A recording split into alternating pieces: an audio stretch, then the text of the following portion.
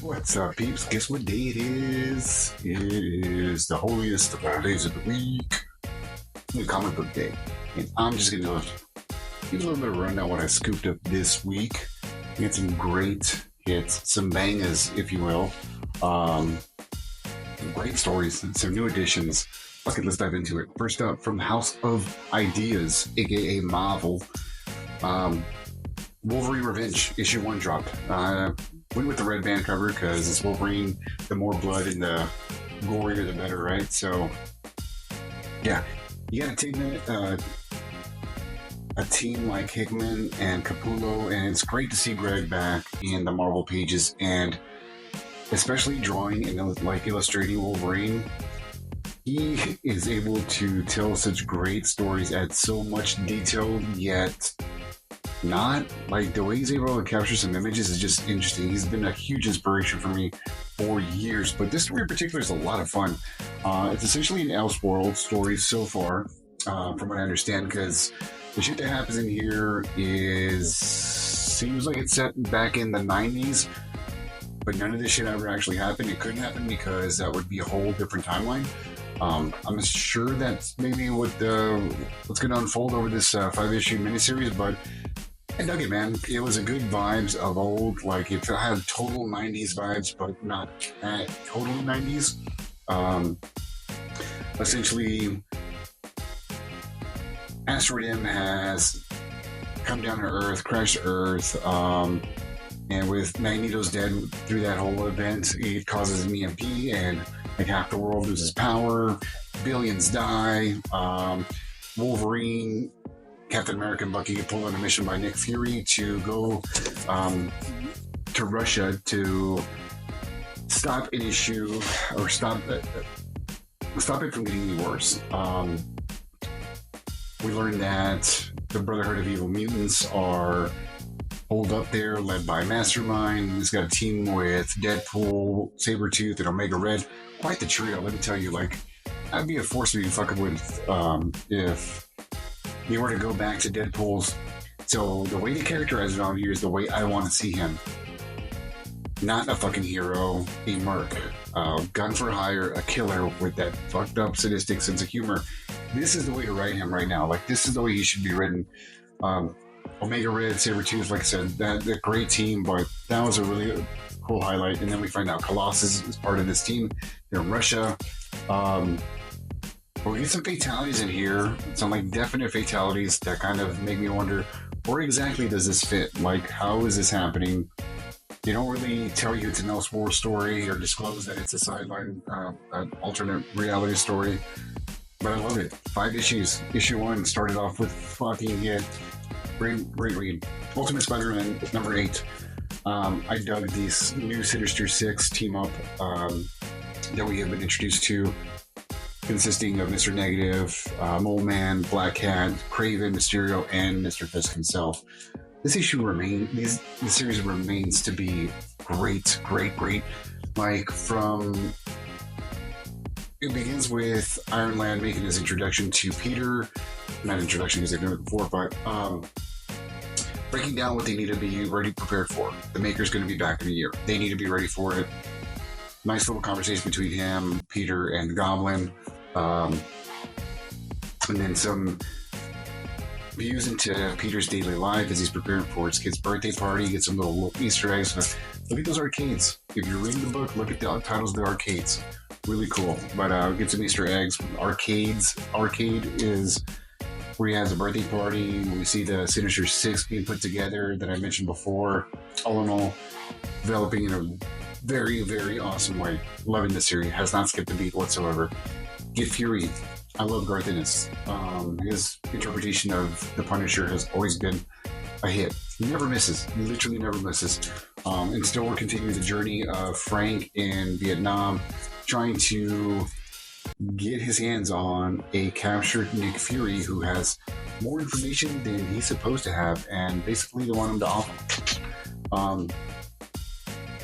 So yeah, it's just diving more into that journey, more blood, just Frank doing what Frank does. I'm enjoying it. I think we only have one more issue left on this one, but this has been fun.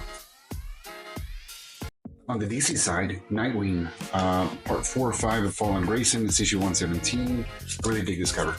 As I mentioned before, or if you don't know, Batman filled in for, or Bruce filled in for Dick as Nightwing, as Dick is on his journey of rediscovery and trying to realign himself, get his name back, etc. He's in Nanda Parbat. I always fucking butcher that shit. But this is cool. Showing him, seeing everything, get his little ears. Dope. This was fun also.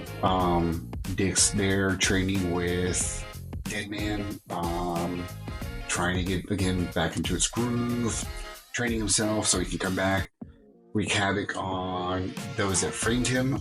We get a little snippet of Bruce in Nightwing's suit trying to keep the fear of Nightwing still in the air, so people know that he's still there, still vigilant, still present.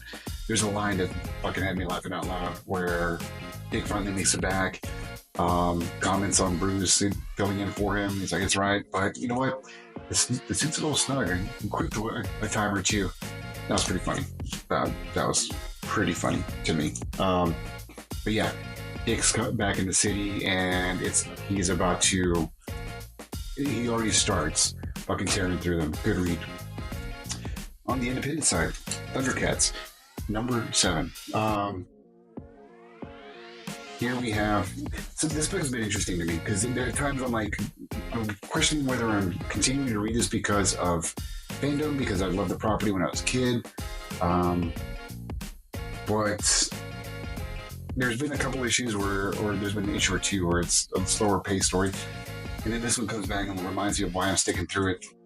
Here we have Wily,